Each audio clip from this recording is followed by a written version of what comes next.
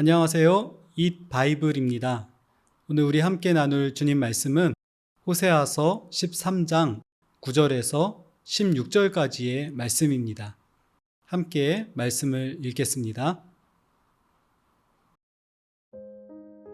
이스라엘아, 내가 나를 대적하니 너를 돕는 자를 대적하니 너는 이제 망했다.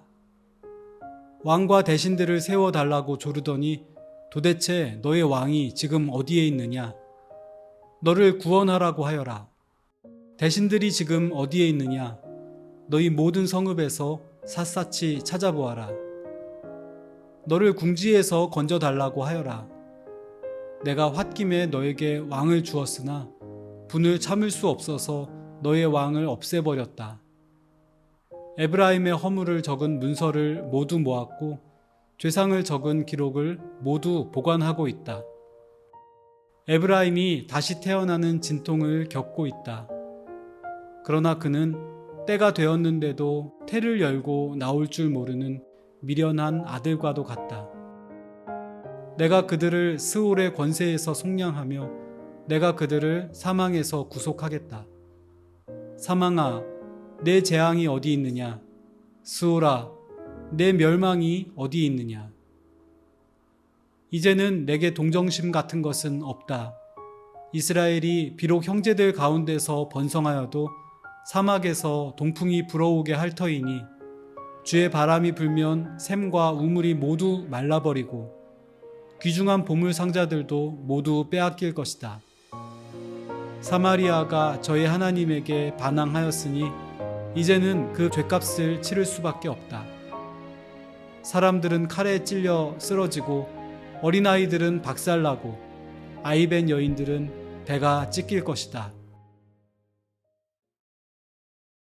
호세아 13장의 후반부에 나타나는 하나님의 책망은 북이스라엘 왕정의 영적이고 정치적 몰락에 대한 메시지를 담고 있습니다. 하나님은 몰락해가는 이스라엘이 그들을 이끌어갈 지도자들을 요구했던 시절을 언급하십니다. 특히 공동체를 다스리거나 지도하는 리더십의 측면을 염두에 두고 오늘 본문을 묵상하면 좋을 것 같습니다. 본문은 잠시 이스라엘이 사사기에서 왕정국가로 변모하던 당시로 시간을 돌립니다. 아말렉이나 블레셋 같은 인근의 여러 민족들이 기술 발달과 농업 생산의 확대를 기반으로 군사력을 키워가고 있었습니다. 그때 부족들의 동맹체 형태로 존재하면서 중앙 집권 국가의 형태를 갖지 못했던 이스라엘은 군주국가를 세워서 강한 힘을 바탕으로 그들을 이끌어줄 왕을 갖고 싶어 했습니다.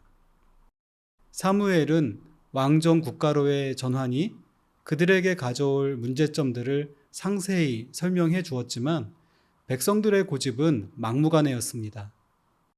그때 하나님은 그들의 왕이신 하나님을 저버렸다고 말씀하시면서 그들이 원하는 왕을 세워주라고 말씀하십니다. 그 결과 사울이 왕좌에 오릅니다. 그 이후의 왕들의 역사는 우리가 잘 아는 바와 같습니다.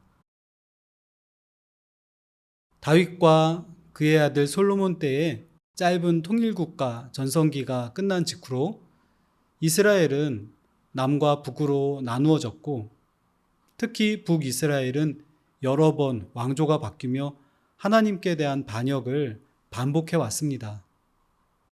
강력한 이스라엘 전체를 통틀어 어느 왕도 이 나라를 하나님의 나라답게 다스리지 못했고 그들의 명백한 죄악상은 너무나 선명한 기록으로 남아 있습니다. 결국 하나님은 이 왕조의 문을 닫으십니다. 하나님은 이스라엘에게 물으십니다. 백성들을 올바르게 세우고 이 나라를 강하게 해서 외적으로부터 보호하겠다며 그들이 요청했던 왕들과 대신들이 과연 어디에 있느냐고, 그리고 그들이 어떤 성과를 보여주었느냐고 물으십니다. 이것은 단지 특정한 왕들의 실패만을 물으시는 것이 아닐 것입니다. 이스라엘 백성들이 세속적인 욕망에 사로잡혀 참 왕이신 하나님 경외하기를 거절하고 그분의 선하고 의로운 다스림에 반기를 든 이스라엘 공동체의 어리석은 선택에 대한 준엄한 질책입니다. 우리가 살고 있는 사회에서 그리고 우리가 몸담은 교회 공동체에서도 우리는 어떤 기대와 소망을 품고 지도자를 세우고 또 어떤 모습으로 그들을 돕고 뜻을 모아서 동역하고 있는지를 반성해 보면 좋겠습니다. 본문 중에서 14절은 전체의 맥락에서 볼 때 어색해 보이는 부분이 있습니다. 앞과 뒤의 맥락은 돌이킬 수 없는 하나님의 무서운 진노를 이야기하는 데 반해 특히 14절은 에브라임을 사망의 권세에서 건져내겠다는 강력한 주장으로 보이고 있기 때문입니다. 어떤 학자들은 이 구절의 전반부를 반문하는 형태로 이해하는 것을 제안합니다. 이렇게 본다면 내가 그들을 스올의 권세에서 속량하며 내가 그들을 사망에서 구속할 것 같으냐? 와 같은 문장이 되어서 문맥상 강력한 징계의 의지로 읽을 수 있을 것입니다.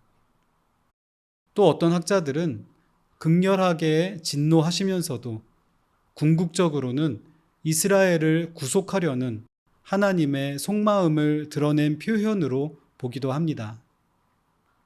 참을 수 없는 죄악 속에 있는 이스라엘이고 도저히 용서할 수 없는 그들이지만 그들을 용서하고 구원하고 싶은 하나님의 열정은 보다 뜨겁습니다. 먼 훗날 사도 바울은 고린도전서 15장에서 죄와 사망의 권세를 이긴 그리스도의 부활의 권능과 소망을 이야기할 때 이 본문을 인용합니다.